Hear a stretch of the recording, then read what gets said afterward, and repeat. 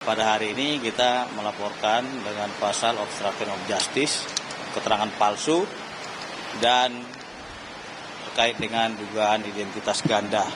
Nah, laporannya tadi sudah diterima, nih bisa dipoto ya. Kami minta agar kasus tersebut betul-betul ditangani secara tuntas, profesional, transparan, karena ini menjadi perhatian publik, berikan rasa keadilan. Makasih banyak Bu, udah dari awal sampai sekarang udah ngurus Saka, udah ngebantu keluarga juga, sampai Saka keluar juga masih tetap aja mau ngebantu. Padahal Saka tuh nggak pernah ngasih apa-apa sama ibu. Makasih banget Ibu. Itu kan hanya foto keluarga yang tidak ada hubungannya dengan, tidak ada korelasinya dengan Vina dan Eki. Itu foto Peggy di tahun 2015.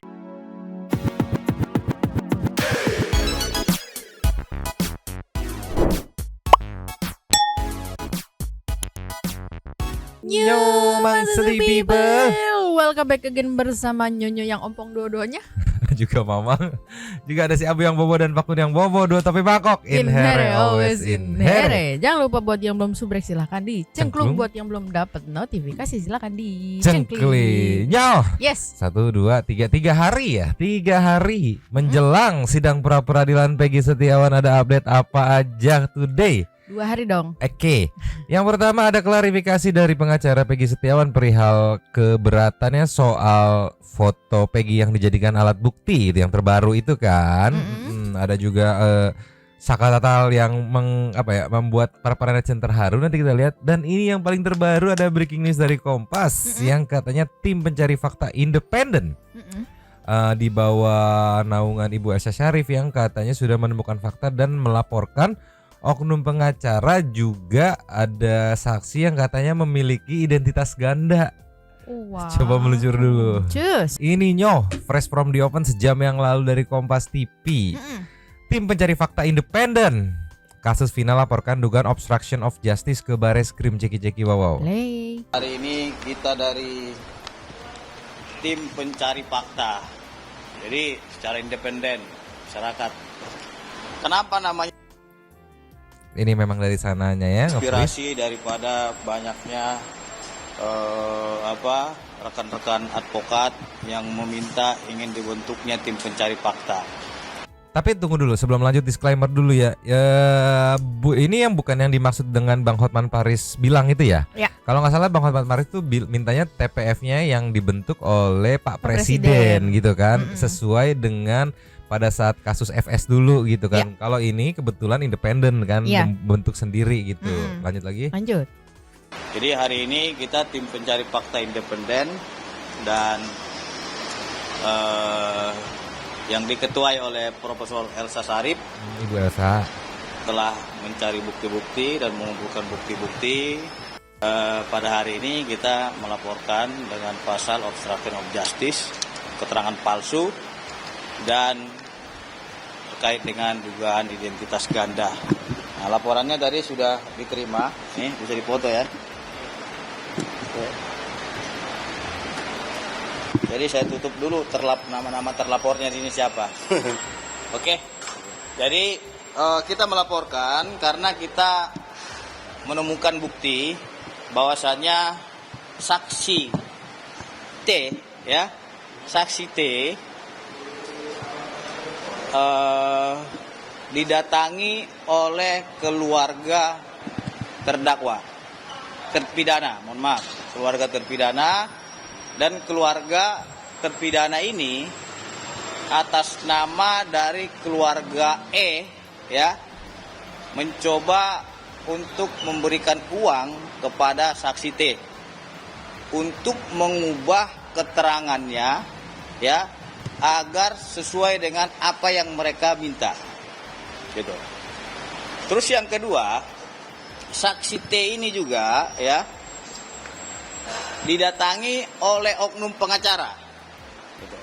Oknum pengacara ini mendatangi saksi T dan meminta agar keterangannya itu ya, pada waktu berada di tempat kejadian itu, dia meminta agar saksi T ini tidur di rumah Pak RT. Jadi kita melihat adanya di sini dugaan obstruction of justice, merintangi penyidikan, sehingga ini menjadi bias dan blunder akibat tindakan-tindakan yang dicoba oleh keluarga terpidana ya maupun pengacara. Nah, terus yang kedua, kita juga mendapatkan informasi ya adanya dugaan identitas ganda, dan hari ini juga kita telah laporkan. Artinya apa? Di dalam kasus ini semakin rumit karena adanya dugaan obstruction of justice yang dilakukan oleh beberapa pihak, dan hari ini kita minta untuk diusut oleh pihak kepolisian. Dan saya juga sampaikan kepada Pak Dir ya agar mengenai obstruction of justice ini harus dituntaskan agar ini tidak menjadi problematika di tengah-tengah masyarakat. Seperti itu. Oke, aku mau beda pelan-pelan. Tadi saksi T. Tadi kalau menurut hasil pembedahan kita ya menurutku, menurut kita T itu yang dimaksud adalah Teguh. Karena kan kita ngikutin banget ya. Ada di podcastnya Kang Deddy saat Teguh ngomong, dia bilang pada saat persidangan dia mencoba berkata jujur, tapi katanya dipertanyakan kenapa beda dengan BAP. Dan ini menurut pengakuan Teguh ya di videonya Kang Deddy. Tapi mohon maaf kalau kata-katanya nggak tepat atau kurang mirip.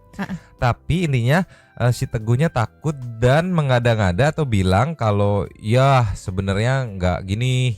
Ini saya dibayar gitu oleh, aku lupa dia nggak mention pokoknya. Tapi tadi disebut orang tua dari orang tua terpidana itu ada dua kan, ada Eka, ada Eko. Iya, ada Eka Sandi sama Eko nih, yang mananya aku masih belum tahu. Terus juga oleh pengacaranya ditawarkan sejumlah uang, berarti pengacara dan pengacara Eka dan Eko kan pada saat itu ya Pak Jogi kalau nggak salah kebetulan ya. Kalau Bu Titin kemarin dia bilang clear karena ya dia cuma Sudirman sama Saka. Kalaupun diinisialkan SS gitu kan.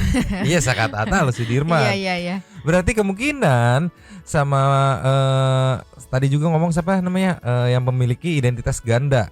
Nah, kemungkinan nama-nama yang dilaporkan itu orang tua karena ada indikasi ini kan menyuap. Terus nya tuh aku nggak tahu Eka Sandi atau Eko. Terus si siapa namanya pengacaranya yang pada saat itu ya dua-duanya tuh sama-sama dipegang oleh Pak Jogi kebetulan ya. Ini mohon maaf kalau salah ya, sama bokap Peggy. Ya, karena yang katanya sejauh ini di dalam kasus ini yang punya dua identitas bokapnya Peggy gitu. Ya aku nggak expect aja, maksudnya kan nggak tahu ya keterkaitannya, cuman kan dari yang beredar menurut pengacara bokapnya juga menurut bokapnya juga istri mudanya si bokapnya Peggy ini kan berganti nama tuh, lu sih pakai ganti-ganti identitas, perkara pengen kewong lagi tolonglah. Iya, tapi itu belum tahu nggak sih itu dia ganti identitasnya benar-benar KTP-nya juga sama KTP sama kakaknya. Iya, makanya dia bisa nikah lagi. Iya. Dan tercatat gitu di catatan sipil kalau nggak salah mah ya. Iya. Ya terlepas motif pergantian identitasnya benar karena pengen kawin lagi atau kayak gimana, cuma ya menurutku ya ya bisa jadi celah untuk strike back gitu. Dan begitu juga pengakuan Teguh. Iya. Tolong lagu. Aku pikir awalnya si Pram nih ngaco nih, ternyata Teguh lebih parah nih, nggak nyangka aja bisa dirembetin sampai ke sebegininya gitu. Iya.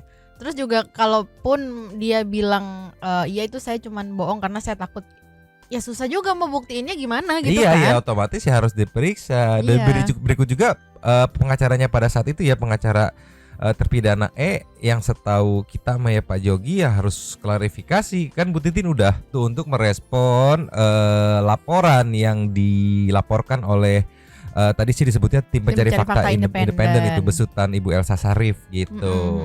Nah, ini ada breaking news terbaru hari ini. Setuju tidak Santuy People atas laporan ini, dan setuju tidak bahwa hal yang disebutkan tadi itu menjadi perintangan penyidikan gitu. Yang mau nambahin apa langsung ke next? Langsung nextnya aja. Kita ke nextnya, meluncur. Cus. Nio. Yes.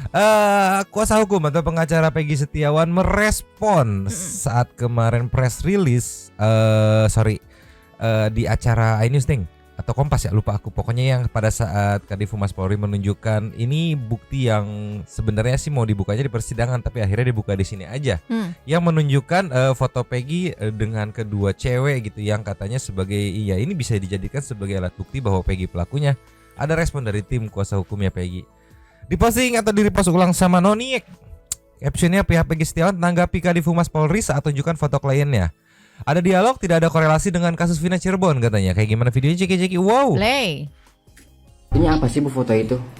Kelihatan banget ya kalau dari pihak kepolisian itu memaksakan diri untuk P21 atau dikatakan bahwa bukti sudah lengkap. Itu kan hanya foto keluarga yang tidak ada hubungannya dengan, tidak ada korelasinya dengan Vina dan Eki. Itu foto Peggy di tahun 2015 berfoto dengan saudara-saudaranya atau dengan adik-adik ibunya, itu tantenya Peggy. Mereka berfoto di hajatan atau nikahan adik ibunya Peggy. Itu foto keluarga, tidak ada korelasinya dengan pembunuhan. Kalaupun itu misalnya foto Peggy bersama orang lain pun, apa tujuannya? Kan ada korelasinya, atau mau menggiring opini kalau Peggy itu banyak ceweknya, kemudian Peggy sakit hati ditolak ceweknya, akhirnya terjadi pembunuhan terhadap Vina. Padahal Peggy sendiri kan sama Vina nggak kenal, nggak ada hubungan apa-apa. Kalau memang itu mau diarahkan ke dendam atau pembunuhan berencana, seharusnya kan kenal. Namanya pembunuhan berencana itu adalah orang yang saling kenal.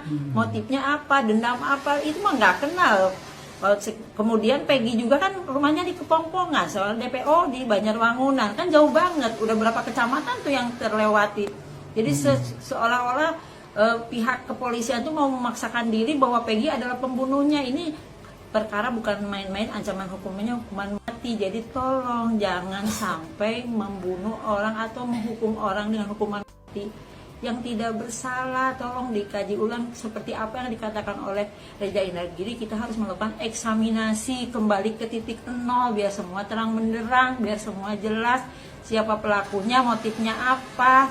Seperti itu, jangan sampai memaksakan orang yang tidak bersalah untuk Setuju aku. Oke. Karena ya ini sebelum ditetapin nih masalahnya hukuman metong gitu kan. Iya. Ya harus bener-bener dicek ini bener apa enggak. Jadi yang dicari tuh bukti-buktinya yang valid gitu. Nggak cuman yang ini fotonya dia, ini kira-kira dia bisa begini loh gitu.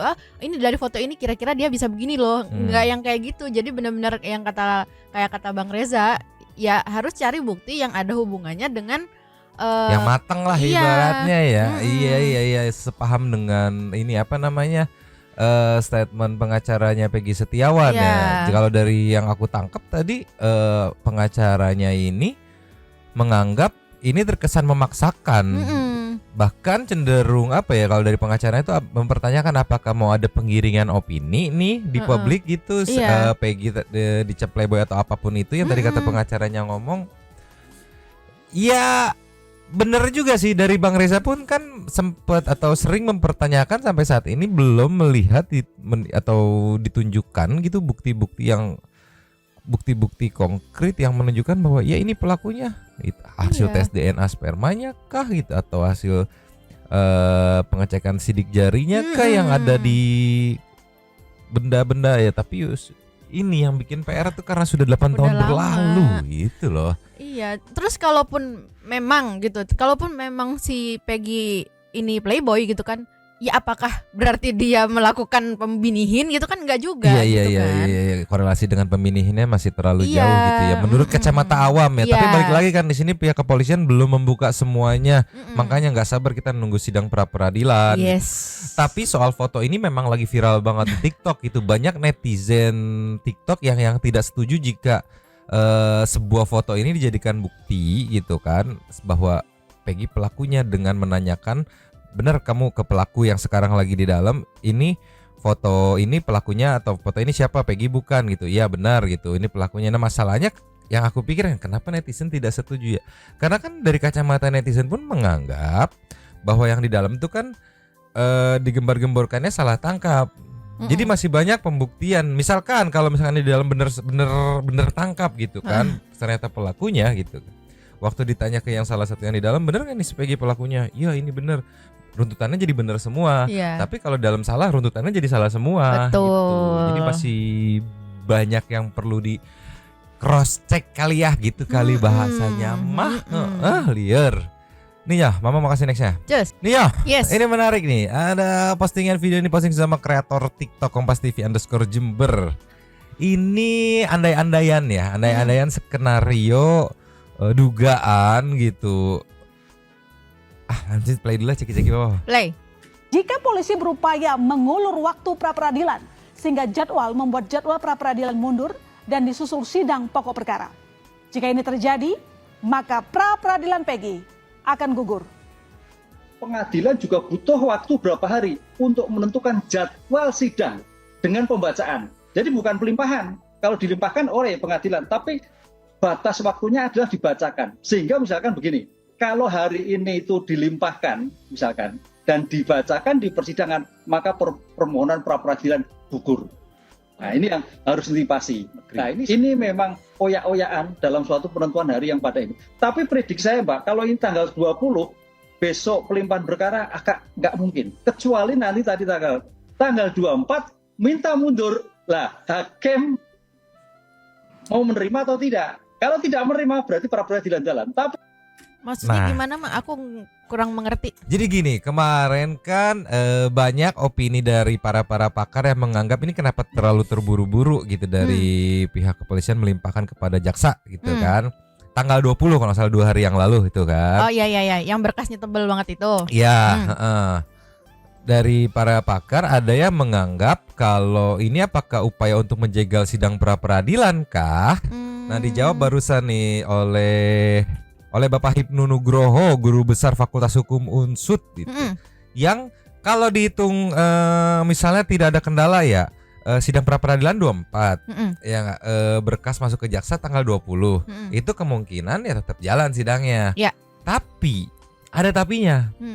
Kalau misalkan sidang pra-peradilan ini diundur, didelay gitu, entah ada kendala segala macam yang akhirnya terpaksa kita harus mengundur sidang pra-peradilan ke tanggal sekian.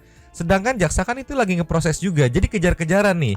Kalau prosesnya beres duluan jaksa bahwa ya lengkap, kita akan melakukan jadwal sidang tanggal sekian, itu gugur. Karena kan pra-peradilan untuk membuktikan sah atau tidaknya ya setauku ya. Ya di jaksanya udah nilai ini bisa lanjut P21 masuk, jadi ini gugur nih, nggak usah pembuktian sah atau tidaknya. Tapi sebenarnya skenario lain, kalau misalkan dalam pra-peradilan atau pra-peradilan diundur dan tim jaksa menyatakan bahwa ini berkasnya nggak lengkap, balikin lagi. Nah itu bisa tuh mengulur-ulur waktu. Jadi sekarang intinya mah kondisinya lagi kejar-kejaran nih. Iya. Kalau misalkan, tapi bagus juga udah diinformasikan. Jadi kalau misalkan tanggal 24 nanti ternyata diundur, netizen udah bisa komplain nih. Iya. Apa nih? Ada apa nih diundurnya? Apakah benar statement dari Bapak Hipnu Nugroho gitu bahwa ada indikasi penjegalan gitu? Tapi ya untungnya udah diinformasikan oleh Bapak Hipnu gitu. Jadinya netizen terinformasi gitu. Oh, misalkan skenario seperti ini ada indikasinya ke arah sini gitu. Jadi gimana nih netizen harus mengawalnya gitu. Ya, tapi semoga nggak diundur lah ya, biar cepet selesai. Karena itu pun 7 hari baru bisa tok. Kalau nggak salah pra-peradilan tuh maksimal 7 hari itu untuk ketok bahwa sah tidaknya dia ditetapkan sebagai tersangka kalau nggak salah ya. Iya. Gimana Santuy People? Menurut Santuy People? Sok kita ke nextnya. Yes. Menarik, ada statement dari Kejagung yang katanya akan ikut awasi kasus Peggy nih. Kita lihat ceki-ceki wow. Play. Kita merespon kepada kuasa hukum bahwa tentu kita sepandangan dengan itu, ya. Kita tentu harus melakukan penelitian terhadap berkas perkara nantinya, ya, terhadap tersangka dan barangkali siapa saja harus kita lakukan secara cermat, secara lengkap dan di atas prinsip-prinsip profesionalitas, transparan dan akuntabel. Ya. Dan tindak lanjutnya adalah bahwa kami tentu segera akan menindaklanjutinya dengan menyampaikan surat dimaksud kepada jajaran PIDU untuk ditindaklanjuti. Ya, untuk ditindaklanjuti tentu ini nanti akan diteruskan ke daerah supaya menjadi atensi perhatian, karena kan baik jaksa peneliti maupun jaksa penuntut umumnya kan ada di daerah. Jadi ini menjadi atensi kita supaya jaksa di daerah nanti sungguh-sungguh melaksanakan tugas ini dengan sebaik-baiknya. Kita merespon.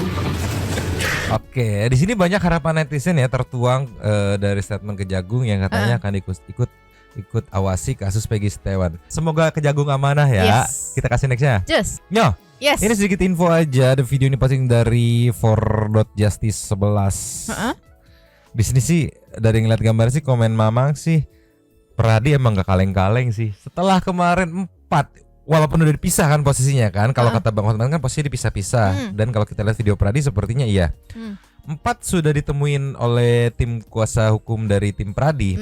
Sekarang giliran Jaya dan Eko. Wah. Sudah bertemu dan sudah tanda tangan kuasa dan segala macamnya intinya mah ya. Videonya kita sambil kita play tapi lagu jadi Mamang mute. Dikasih caption sama konten kreatornya, welcome Jaya dan Eko, welcome di tahun 2024. Jika 2016 dunia terasa sangat kejam, saat ini kami semua bersama kalian. Tinggal satu yang masih ditunggu ya penampakannya dan kemunculannya itu adalah Sudirman. Di sini berarti 4 sudah, Hadi Supri, terus Eka Sandi, Rivaldi, tambah sekarang Jaya dan Eko. Tinggal Sudirman nih. Apakah tim Pradi berhasil menemui Sudirman? Kita tunggu aja update-update-nya ya. Berarti kalau gitu Sudirman sendirian dong ya? Iya kan, kalau kata Bang Hotman ya 1 disimpan di tempat A, 2 di tempat B, 4 di tempat C gitu kan. Iya, aku nggak expect aja kalau yang sendirian Sudirman sih. Iya, Wow. Tapi aku lebih respect ya Pradi nggak kaleng-kaleng sih sumpah. Disamperin loh. Begitu Pradi terlibat di permasalahan itu kayak wah, timnya tuh satshot kompak selekete wow. Kita kasih next ya. Yes. Ini dari Kompas TV 4 jam yang lalu. Perintah Kapolri Jenderal Listio di kasus Vina Cirebon. Semua turun. Lihat peristiwa yang terjadi. Kayak gimana videonya, ceki-ceki wow. Play. Ya, saya kira rekan-rekan melihat bahwa terkait dengan kasus Vina ini kan menjadi perhatian publik. Kami sudah pesan kepada Polda Jawa Barat dan juga menurunkan tim asistensi dari Propam, dari Irwasum, dari Bareskrim Polri karena memang peristiwanya terjadi 2016. Hingga kita minta bahwa ini menjadi perhatian publik. Sehingga kita minta semuanya untuk turun melihat peristiwa yang terjadi, walaupun saat ini sebenarnya kasus tersebut sudah ada di pengadilan ya, sudah ada putusan inkrah kasasi, namun demikian kami minta untuk didalami. Tentunya ini ada proses yang sedang dilaksanakan oleh Polda Jawa Barat terkait penanganan Peggy, ini juga menjadi perhatian publik. Saya minta untuk itu juga. Apabila memang betul diproses, maka alat buktinya harus cukup dan tentunya akan lebih baik apabila semuanya dilengkapi dengan scientific crime investigation. Artinya itu adalah bukti yang tidak terbantahkan. Namun demikian tentunya ada alat-alat bukti, barang bukti lain yang juga tentunya diatur di dalam KUHP yang harus dilengkapi oleh rekan-rekan. Saya kira kami minta agar kasus tersebut betul-betul ditangani secara tuntas, profesional, transparan, karena ini menjadi perhatian publik, berikan rasa keadilan. Nih ya, udah ngomong nih Pak Kapolri nih. Kalau kemarin kan ya Jenderal Purnawirawan yang ngomongnya kan. Ini sekarang Pak Kapolri udah ngomong sendiri nih. Scientific crime investigation sama alat bukti yang cukup gitu nih. Jadi ya Pak Kapolri udah ngomong nih. Tolong Mbak. Ya. Ini video terbaru nih sepertinya karena pihak Kompas nguploadnya di 4 jam yang lalu. Bener-bener hari ini tuh Jakarta 22 Juni 2024 tadi pagi nih kemungkinan ditanyainnya. Dan udah keluar nih. Aku sih menebalkan bahwa ini udah ada statement dari Pak Kapolri nih. Jadi Yuk. Ya udah banyak yang berstatement lah gitu ya pokoknya. Kemarin kan Iya. Maksudnya ya nih yang kemarin kan ya taruhlah hitunglah Jenderal Purnawirawan Iya. gitu. Ini sekarang udah Kapolrinya langsung. Jadi ya Iya, tolong. tolonglah. Kita kasih ke next ya. Cus. Nyoh. Yes. Ini kemarin tapi emang dasarnya Mas Uya Kuya sih jago banget roller coasterin emosi. Saat kemarin di kontennya Bang Uya Kuya yang sedang ngobrol-ngobrol dengan Saka Tatal, kakaknya Saka Tatal juga Bu Titin. Ada momen yang seketika bikin mata ngembeng. Saat Saka mengungkapkan rasa terima kasihnya sama Bu Titin. Yes. Ini lagi For Justice kurang ajar diedit sama Viti Bu Titin dari 2016 sampai yang sekarang. Ciki wow. Play. Ya, makasih banyak Bu udah dari awal sampai sekarang udah ngurus Saka, udah ngebantu keluarga juga. Sampai Saka keluar juga masih tetap aja mau ngebantu. Padahal Saka tuh nggak pernah ngasih apa-apa sama ibu. Makasih banget ibu. Saya cuma lakukan apa yang ini nggak bener, ini nggak bener, ini anak nggak salah. Cuma dulu saya nggak bisa ngomong sama sekali. Saya juga punya keyakinan mereka bukan pelakunya. Jadi saya sih lakukan apa yang harus saya lakukan saat itu gitu. Jadi ini Nyonya semalam udah nonton ngembeng juga, terus Ditambah sekarang ngeliat nonton VT yang lagi. ininya lagi. Kamu perhatiin VT bawahnya deh. Ini gak usah diperhatiin ya. Satu perhatiin VT bawahnya deh. Nih lagi ya. Oke. Ya, makasih banyak Bu udah dari awal sampai sekarang udah ngurus Saka, udah ngebantu keluarga juga. Sampai Saka keluar juga masih tetap aja mau ngebantu. Padahal Saka tuh nggak pernah ngasih apa-apa sama ibu. Makasih banget ibu. saya cuma lakukan apa yang ini nggak bener, ini nggak bener, ini anak nggak salah. Cuma dulu saya nggak bisa ngomong sama sekali. Saya juga punya keyakinan mereka bukan pelakunya. Jadi saya sih lakukan apa yang harus saya lakukan saat itu gitu. Jadi Gila sih. Aku kebayangin kan kalau cerita Bu Titin kan 2016 nggak ada yang percaya gua gitu, nggak ada yang percaya saya. Mungkin dianggapnya ini pengacara gila duit, stres kali atau apalah, inilah itulah. Sampai 8 tahun berlalu viral lagi. Dia ikut nimbrung, kita juga sempat ngecengin kan. Apa sih ngikutin viral orang aja gitu kan. Ditambah pada saat yang di TV One gitu yang kan sama Bu debat, Putri itu apa sih lu kan. defensif banget gitu, dibully segala macam, tapi perlahan-lahan dapat dukungan netizen dan sekarang Yes. semua netizen ngedukung. Iya, mungkin pada saat itu ya apa ya? Kalau yang aku tangkap nih emang ya, mungkin pada saat Iya. itu kenapa dia muncul defensifnya ya karena gua udah berjuang mati-matian nih, jangan asal ngomong gua nggak ngapa-ngapain, lu Iya, nggak iya, tahu iya, iya. perjuangan gua tuh kayak gimana, mungkin Sekarang kayak gitu kita ya. baru paham ya defensifnya Yes. ya. Oh, tapi aku ngebayangin saat kemarin dia ngomong cuma dibayar 4 juta mas, Dicicil lagi dicicil, setahun. gila. Nyari lawyer yang cuma dibayar 4 juta. Udah berjalan 8 tahun masih setia ngebadanin, nggak tahu kan terlepas sekarang dibayar lagi atau kayak gimana, tapi ya bisa kita lihat itu kan. Iya, aku Dari nggak 2016. Aku nggak kuat banget waktu Saka bilang padahal Saka tuh nggak pernah ngasih ibu apa-apa, tapi ibu sampai sekarang masih bantuin. Iya, katanya. tapi balik lagi ya, Viti yang membuat Haru ini belum ibaratnya sesuai kata Kang Deddy tidak bisa berpengaruh apa-apa sama Betul, putusan gitu kan ya. Seenggaknya tim kuasa hukum melakukan proses hukum juga gitu untuk melawan ibaratnya. Tapi aku akuin pas aduh kok terhura aku. Iya. Nih kan netizen juga kan maaf dari Maimunah, maaf dulu aku sempat negatif thinking gara-gara kuasa hukum keluarga Vina. Bu katanya sekarang aku ngerti kenapa ibu begitu membela Saka, itu emang dari hati nurani ibu ya. Ya mungkin karena balik lagi karena waktu itu kita nggak tahu seberapa besar perjuangan Ibu Titin, kayak kenapa defensif banget gitu aja kan. Cuman setelah kita tahu ya oke, kita ngerti gitu kan. Dan sekaligus ini ngebuktiin bahwa netizen kita tuh nggak bodoh, nggak membabi buta ngebela yang dia pengen bela. Iya. Mereka netizen kita tuh riset kok, ngulik kok, ngeliat kok gitu ya. Ini buktinya dengan perpindahan dukungan gitu setelah banyak yang beredar gitu. Kalau mau membabi buta mah ya sampai sekarang juga masih membabi buta gitu kan, ibaratnya ngebully Bu Titin. Tolonglah. Jadi ya semangat terus ya buat Bu Titin, Saka, dan juga teman-teman pengacara yang lain yang sedang berjuang gitu untuk membuktikan ya, biar nanti hasilnya dikawal bareng-bareng gitu, hasilnya seperti apa. Yes. Kita kasih nextnya. Cus. Ya. Yes. Ini lastnya ya. Ini ada sedikit apa ya? Menurutku ini sih kayak saran dari Bang Reza ya, gimana biar win-win solution aja gitu. Tidak ada ya nama yang tercoreng ini. Ya, mungkin bisa jadi masukan, bagus banget sih ini. Ceki wow. Saya yakin Kang Edi udah datang. Syarat PK atau peninjauan kembali itu harus ada apa? Novum. Harus ada novum, alat bukti baru. Pertanyaan, yang bertugas cari alat bukti baru itu siapa? Bertugas cari alat bukti baru ya mungkin kalau hari ini satu pendamping pengacaranya dong. Ya, dan kedua terdakwanya. Betul. Mereka kan. Lah kalian yang butuh, kalian yang cari dong. Kan ibaratnya begitu kan. Kalian yang mau PK, kalian yang cari dong. Iya. Memang normatif begitu. Iya. Tapi sekali lagi saya ingin mengajak atau mengundang teman-teman di kepolisian untuk punya definisi baru tentang profesionalisme. Oke. Titik berangkatnya juga dari PK. Begini Kang.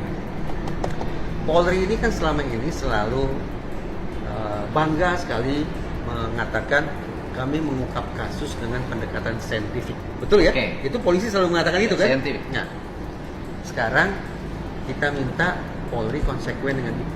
Caranya eksaminasi proses saintifik yang sudah atau belum mereka lakukan sejak tingkat polsek. Polsek bagaimana, Polres bagaimana, Polda bagaimana. Okay. Kalau dari hasil pengecekan atau eksaminasi itu ternyata Polri menemukan dan menginsafi, iya ya, ternyata kita ini melakukan uji saintifik tidak memadai. Itu kan temuan, betul? Nah, justru Polri lah sekarang yang membawa temuan itu untuk proses PK. Besar hati kan, besar sekali jiwa Polri. Besar kan merinding. Keren banget itu kalau dilakukan. Iya. Polri hadir melindungi rakyat. Betul. Mengayomi. Kepastian, kemanfaatan, keadilan terpenuhi itu. Jadi alih-alih menunggu terpidana dan penasihat hukum mereka jungkir balik cari novum, justru Polri yang dengan kebesaran jiwa membawa novum bahwa uji saintifik kami tidak memadai ke proses PK. Iya. Dan kalau PK diawali dengan proses normatif yang tadi saya sebut, yaitu terpidana dan penasihat hukum yang cari novum, lalu hasil PK-nya 180 derajat berbeda dari situasi yang sekarang, pasti akan ada yang dipermalukan. Betul. Pasti akan ada yang dipermalukan. Tapi sebaliknya, kalau Polri maulah mendengar apa yang menjadi pemikiran saya ini tentang definisi baru profesionalisme kepolisian, ada tidak pihak yang dipermalukan? Tidak ada. Kita justru bangga kan? Justru Polri, bangga luar Polri biasa. tampil menjadi kelembagaan yang melakukan reformasi secara total. Kan yang salah bukan Polri selama ini. Yang salah adalah oknum yang menyalahgunakan kekuasaan, justru mencederai, mencoreng nama besar Polri.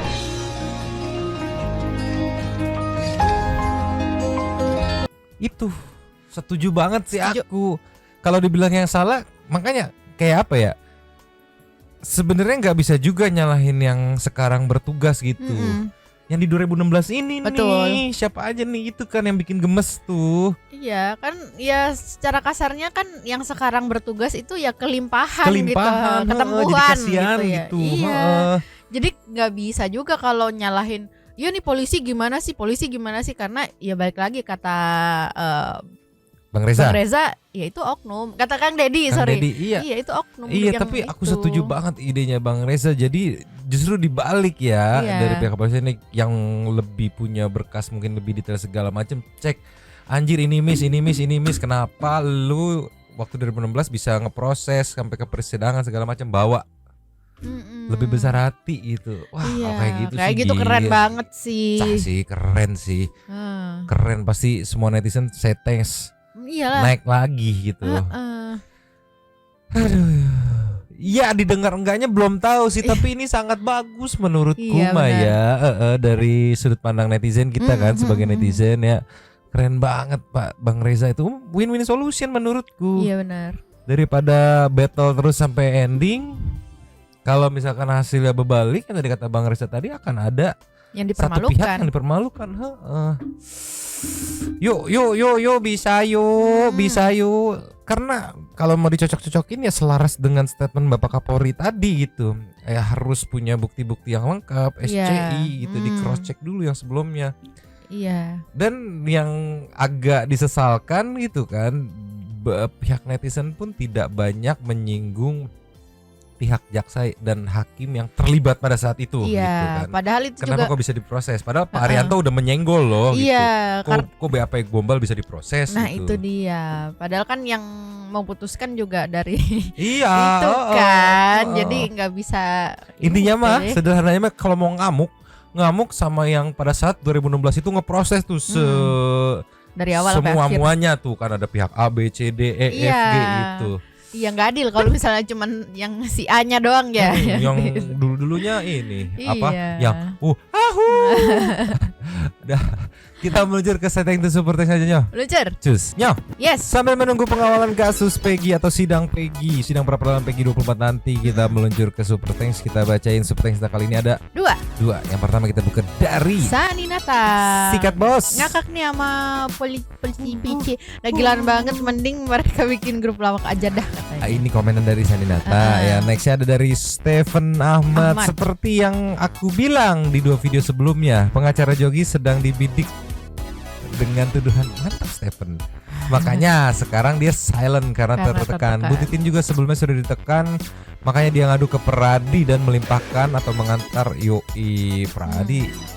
Tank semua, terabas ini Jos. Nextnya dari Falis Ilmi. Numpang Kakak Sani. Ayo bang muter video nyari tato. Saya salvok dengan bagaimana polisi memegangi tersangka dengan kasar, padahal kelihatannya mereka nurut aja, jadi semakin percaya kalau ada penindasan di dalam sana. Oh, kalau Mama kemarin kan muter yang nyari tato buat ngejawab itu komenan netizen gitu kan. Banyak yang mempertanyakan kan. Iya.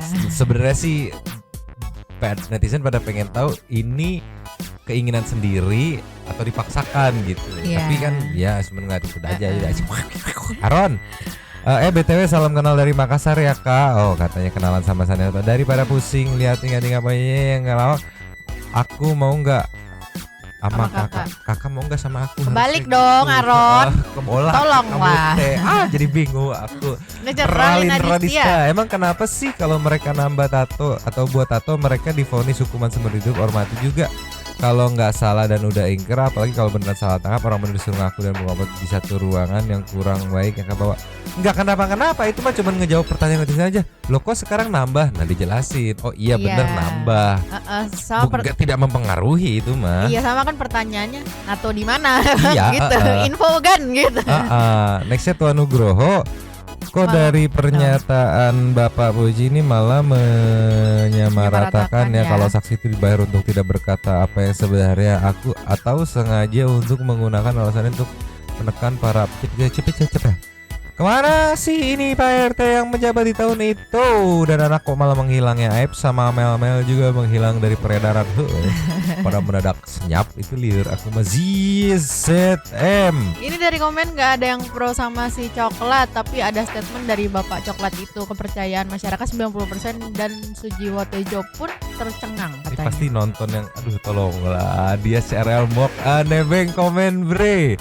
Tanpa dia sadari, oke, sedang mempertontonkan kejikan kebudayaan sendiri. Oke, blunder sih ini makin aja. Oke, dia kamu lasnya dari email darurat. Sikat. Luar biasa emang instansi dengan tingkat kepercayaan 90% menurut survei Litbang Kompas. Ya, ini BTW kalian ada yang disurvei gak katanya? Bukannya berbenah malah takiyah. Syukur-syukur sekarang bazar udah berkurang gara-gara pecah kongsi, masyarakat awam jadi bisa melihat yang jelas betapa membagongkannya Konoha. Habis. Terima kasih kepada para Sultan Santuy yang sudah memberikan super thanks kepada kita dan juga memberikan ruang kepada Santuy People yang itu berkomen-komen. Berarti Samti sambil bersilaturahmi dan juga menyampaikan aspirasinya di kolom komen di bawahnya.